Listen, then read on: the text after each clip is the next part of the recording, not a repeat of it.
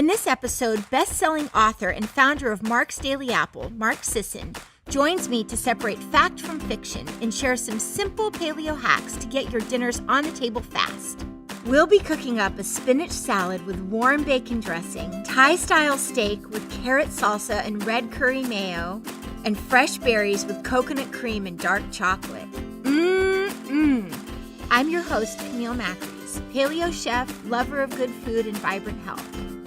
Each week, Camille's Paleo Kitchen brings you special guests, recipes, fun tips and tricks, along with a giveaway of one of my favorite kitchen tools that will leave you inspired and excited to cook at home for you and your family. It's all happening now on Camille's Paleo Kitchen. Hello, everybody, and welcome to episode 3 of Camille's Paleo Kitchen. We are in beautiful Malibu, California today with our amazing special guest, Mark Sisson. Hello. Hello, welcome to Malibu, welcome to my kitchen. Thank you so much for having us. I want to tell you just a little bit about Mark before we get started. Mark is what I consider to be the godfather of paleo. I started following his blog, Mark's Daily Apple, when I started eating paleo about 3 years ago, and it's become a really valuable source of inspiration and also just really solid health advice. I also read your book. Good. Right at the beginning, Mark's Primal Blueprint. And it's been a huge bestseller, and a lot of people, it's resonated with a lot of people because it's a version of paleo that allows some dairy, whereas most paleo doesn't allow any dairy. There is what we call some sensible indulgences because I love to eat. Yeah. And I love to eat good food. So I'm a person who enjoys every bite of food I eat. And if somebody says, hey, Mark, you got to try this. It's really healthy. It doesn't taste that great, but it's really healthy. Then I won't have any. Paleo isn't necessarily a meat-centric diet. Yes, we wanted to talk about that. Yeah. So, I mean, paleo and primal in this context really still depends on a base of colorful vegetables, quality sources of protein. So theoretically, you're going to get grass-fed beef, wild fish, wild salmon, things like that, organic vegetables. Lots of fat. Well, yeah, lots of healthy fat. Right. Lots of healthy fat. And we need to make the distinction because there are some unhealthy fats that people really ought to stay away from. Yes. But if you get rid of those, if you exclude them from your cabinets and your refrigerator and are not tempted by them, then you're left with wonderful fats like olive oil and macadamia nut oil and avocado oil and butter and lard and yes. And what I love about it in addition to that, so we're talking about some fast paleo principles, right, because what's really important to me in this show is that people just get over the idea that cooking has to take a ton of time, that it has to be really hard, and that it has to be stressful, and it has to be expensive. All right, are you ready to do this? I'm ready to do this. Let's go. Let's do it. Okay, let me come over here. Yeah, I don't want to lose a limb, so I'll get over here. Yeah, okay, next to right. my Good. trusty Good. food processor. Okay. I love food processors. I love anything that is able to take all of these fresh ingredients and just like really quickly, without necessarily having a lot of cutting skills, and just turn it into something awesome. Good point, because it doesn't sound like it's paleo, right? Because it's not like old hunter-gatherer style. Right. But the whole concept with paleo and with primal these days is take advantage of the technology and then bring in the wonderful food sensations and blend them together to get the best possible life. We have some really beautiful fresh basil. We are going to throw that in. Do you know how to peel open this? Yeah, so this is a caveman principle right here. Yeah. We're going to take the back of a larger, sort of heavier knife, and I'm just going to pop it over. You want to try? Sure. Can I try? Put some of those big muscles to use. Yeah, yep. really? Okay, so just put it and just smash it down. There we go. Yeah. And we pop that right in there. Yeah, your recipe calls for 4 cloves of garlic. Yeah. And garlic is awesome, especially raw garlic. It has a compound called allicin in it. And it's really, it's antifungal, antibacterial, right? Tremendous medicinal use, yep. Food is medicine. I have a question for you that I think that some of the viewers may want to know. Okay. Is paleo, is it really necessarily low carb? It's not necessarily low carb, but it finds itself in that low carb genre, and here's why.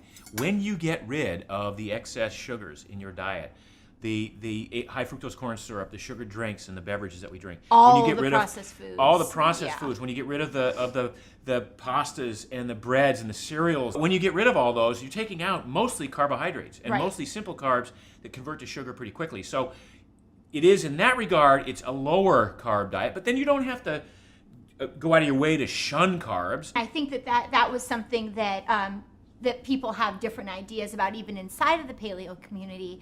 And I think you were telling me something that I hadn't actually heard about before, about resistant starches and why those are really important for you. Yeah, so again, we thought initially in the paleo community, we thought, well, you shouldn't eat many of the carbohydrates that are not in the vegetables. So that sort of ruled out for a while white potatoes and rice and some of the starchy tubers. Mm-hmm. Now research shows that those are sources of prebiotic fiber that feed the healthy bacteria in our gut. So we want to be taking in some of these soluble fibers that the body can't really digest and convert into glucose, Right. but that the healthy bacteria in our guts can use Really to convert needs. to short-chain fatty acids, and really needs to help us stay healthy. Thank you for clearing that up. Sure. That's super helpful. So, so to the basil and the garlic, we are going to add 2 big squeezes of really juicy limes. You want to do that for me? Absolutely. Okay, so with that lime juice, we're going to add a nice big bunch of fresh cilantro, which I absolutely love. It's really smelling great already. I know. It's the fresh herbs just add so much to cooking. Yeah, it really does. So to this, we're going to add the best smelling condiment on the block. All right, if you say so. It smells reminiscent of very stinky feet Yeah. that haven't been washed in 6 days. But pay no attention. Your fish sauce has not gone bad. It also lends an umami flavor. Do you know what umami means? Explain to me, if you would, Well, what umami means. Yes, so umami is actually defined as a pleasant, savory flavor. To that, we have, One of my favorite ingredients of all time. tell me, okay, so now this is a perfect segue Yeah. into healthy fats. Yeah. This is among the healthiest. It's got tremendous medicinal properties. You can take it as a food. You can put it on your skin as an oil. You can put it on your hair. I put it in my hair. Everything is great about coconut oil, and nothing bad about it. So to that, we're just gonna blend all of that up now. Let's fire it up. Push a button. Pushing a button. Come on, guys, you can push buttons. What does it smell like? Oh man, it's a great combination, a melange of different flavors. Ooh, melange. That's the word of the day. I really actually, I love whatever that thing is that the fish sauce lends to it. Yeah. It is, oh, it's so good. All right, so now we are going to rub this amazing marinade all over the meat. And now, depending on the cuts of meat you're using, is going to really make a difference for how long you want to marinate it. Right. So this doesn't have too much citrus in it, but if you have a ton of citrus and like a really delicate piece of protein like a fish, you're not going to want to leave it in the marinade for too long, because the citrus will actually start to break down the proteins. Right. So how long are we gonna leave it here? Ideally, I would leave something on a piece of steak like this for at least 2 hours. Okay. And that's going to allow us to really infuse the flavor in. What I'm going to do that I don't always see people doing, but I'm going to actually take off the marinade and save it aside when we sear it, and then I'm going to heat it back up. It, kill any Right. little bacteria, and then still and actually serve it as the marinade is sort of part of the Perfect. sauce. Perfect.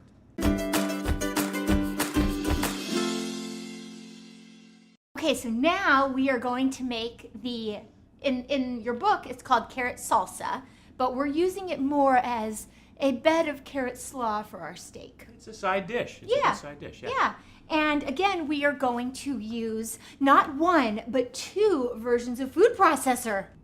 We wanted to really show you all of the easy ways that you can put these amazing meals on the table in no time flat. So I'm going to start with just a little bit of red onion. Now we could chop this up by hand, but instead I'm going to pulse it in the food processor. So I'm just going to cut this into 4 pieces. We got carrots flying. Yeah, we do. Then I'm just going to give this a pulse. scrape down the sides and do that one more time. And then now that I have my onions cut up, how you doing over there? Well, I'm doing great. But... It's a race. I'm adding some more of our beautiful cilantro. Actually, before I do that, I want to put in the jalapeno. You like it spicy? Love it spicy. Loves it spicy. All right, same thing here.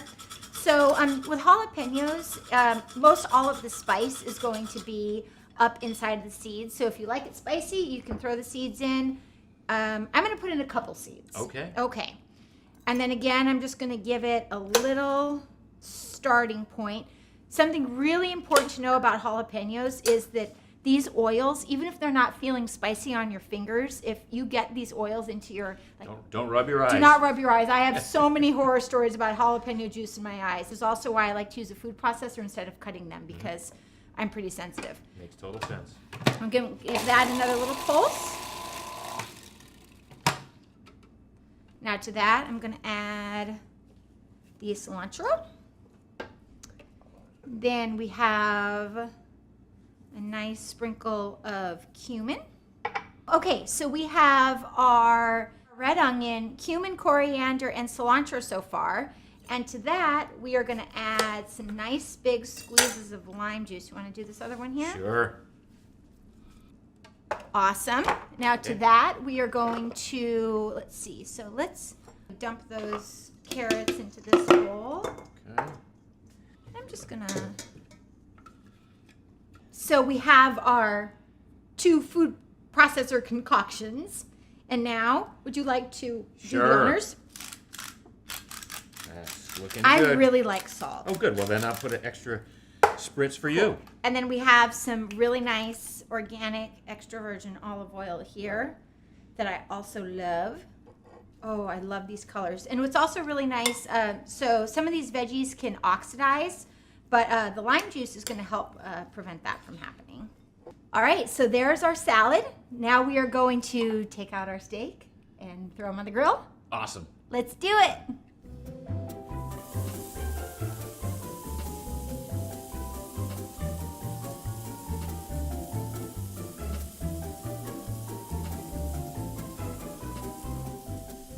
I wish that televisions had smell-o-vision. That's right. What would they smell right now? This is amazing, this bacon. Yeah. It's so good. Do you want to know the best part? Tell me. All of this bacon fat, of this bacon we just cooked, that's all going into our salad Into the dressing. salad. That's awesome. What we did is we just cooked the bacon, we chopped it up, and now we have all the bacon, and we have pooled down here all of our bacon fat. And to that, we are going to add just a little bit of parsley, and we are going to add this all just directly in the pan. So I'm chopping this up here. I'm going to give you, you're the resident citrus juicer today. Okay. The basic principles of vinaigrettes. It's really important that that you get a balance with your vinaigrettes. Now, typically, what French cooking will teach you is that you want to do a ratio of 1/3 acid to 2/3 oil. I like more acidic dressing, so I tend to put, just a touch more, but you can also just taste it as you like. So what the acid that we have right now is we have an entire lemon, and then we also have some really nice sherry vinegar. Nice. And sherry vinegar is really nice. It has this really nice full-bodied oaky taste. Mm-hmm. Infused. Yeah. And then we're gonna add, you wanna do this salt and pepper action. To taste. Yep, salt and pepper to taste. You can always add more in. Like that. And then this wasn't in your recipe, but I'm adding this in because I love Dijon mustard. Always a fan of mustard. Oh, it's Yep. so good. Perfect. And then I'm gonna add in some more of this really nice organic extra virgin olive oil. And so right before serving, I'm not gonna do it just yet because this is warm still. Right before serving, we're just going to toss this in with the spinach. Great. And it's going to wilt it a little bit. Right. That's also why with these warm salad dressings, you could use a different lettuce, certainly what you can find in the farmer's market, but I wouldn't use something really, really soft and delicate because this is a heavier dressing and it could just sort of like blah. So there we have that, and we will just give it a toss right before we're serving.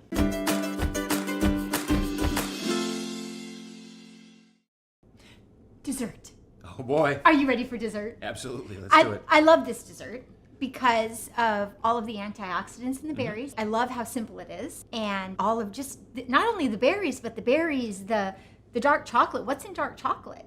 Again, lots of polyphenols and catechins and phytonutrients that the body actually uses to regain health and reaccess health, support the immune system, help you burn fat, all the things that we want. So for this, we're going to use a nice thick layer of this coconut fat that we're looking for, and that is the Thai Kitchen brand. There may be others. I just haven't found them. So that brings us to the question, can a person eat dairy if they're paleo? Absolutely. So a lot of us can consume dairy. Yes, there's a spectrum of ideal dairy to worst dairy. So at the ideal spectrum, at the end is, whole heavy cream and ghee and butter and so these full fat dairies. But for some people who have access to raw dairy, for instance, raw milk, it's fine. Certain artisanal cheeses are fine to include in your paleo eating strategy. Right. I want to just point out what this should look like and what you're looking for. So you see this has this nice, there's this nice layer on top. This actually is it's just like partially cold. So this stuff here is really good, and this is nice and cold. But then once you get down into, if you can see this, there's this, it's more of a translucent color. That's the stuff that you're just going to want to save for another use, because that's not, I'll do a little bit of it, but you're going to have a hard time whipping that. So, okay, so we have a copious amount of coconut whipped cream dripping down the side. And to that, we are going to add one of my favorite sweeteners. This is a coconut sugar, which brings us to the next point. What is the deal with sugar? The real deal is, again, it sort of depends on who you are and what your personal biochemistry allows you to get away with. A lot of us try to get away with as much as we can. Some people can't get away with a lot of sugar. Some people have insulin resistance. Sugar is not their friend, and they would be well served to avoid as much sugar as possible. In the Primal Blueprint and in all paleo eating strategies, we're trying to convince the body that you should be getting more of your energy from fat and not depending on sugar or glucose as a supply. So the less sugar you take in, I think the healthier you'll be. So what are the better choices? So the better choices would be coconut sugar. The better choices would be honey, molasses. So we just have a little bit of coconut sugar. You can adjust this to taste. Again, we don't want to put too much. And we're just going to whip this with our cream. And while we're doing that, should we put our berries in? Sure. Okay. Well, look at you. Yeah, because I like it full. Okay, good. So of course, if you are able to do cream, you could just use heavy raw cream. It's awesome. So we're just going to give that dollop over the top. Oh, it looks so good. This is just a nice cold piece of dark chocolate, and I'm just running this back and forth just like that. Okay. It looks simple enough. It is. Yeah. So there we have our delicious fresh berry, coconut cream, and dark chocolate dessert. Wow.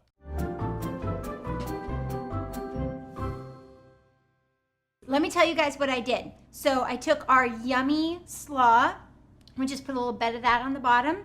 We grilled up our delicious steaks and cooked down the marinade into a sauce. And now we're going to make the final component, our red curry mayonnaise. What are we making that with? We're making it with Primal Kitchen mayonnaise.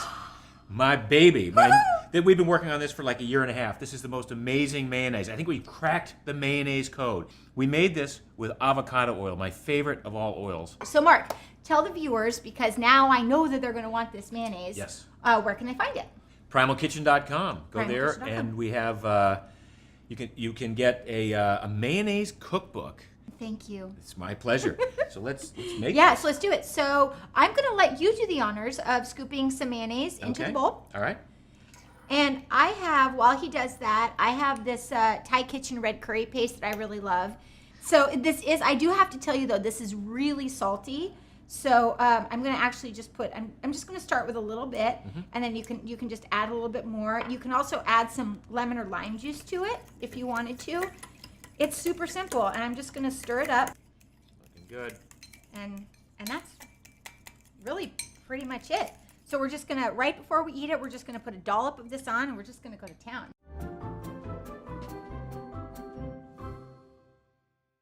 This week, Mark has given us a three-pack of mayo and this awesome cookbook. And with that, we are going to be giving away this amazing mini food processor so you can make all of the recipes that we made on today's show. And so in order to win one of these amazing gifts, audience, we need you to go and make one of the dishes you saw today and go onto the website and you can hit submit your recipe. You're also going to want to go to Instagram and put up your picture with hashtag Paleogasm, okay? And from there, you will be entered in a drawing to win the Cuisinart, the cookbook, and the 3-pack of mayonnaise. Such a deal. Such a deal. And you're definitely going to want to stay tuned next week because we are going to have Michelle Norris on the show from Paleo FX, and she's going to be giving away 2 VIP tickets to the Paleo FX conference worth over $700. That's Wow. our giveaway next week. That's where you and I met. Paleo FX. That is where we met. Yeah. And are you going to be there this year? I am. I'm going to be there this year. Cool. So, Mark, it has been just such a pleasure to be with you today and to cook in your kitchen and to eat your holy grail of mayonnaise. Thank you so much. The pleasure's all mine. Thank you.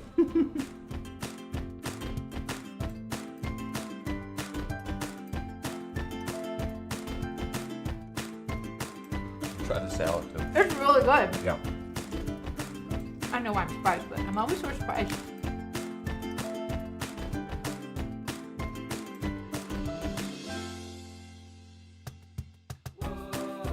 Dressing's perfect. Just the right amount of tang. Taste that bacon fat in there with the bacon.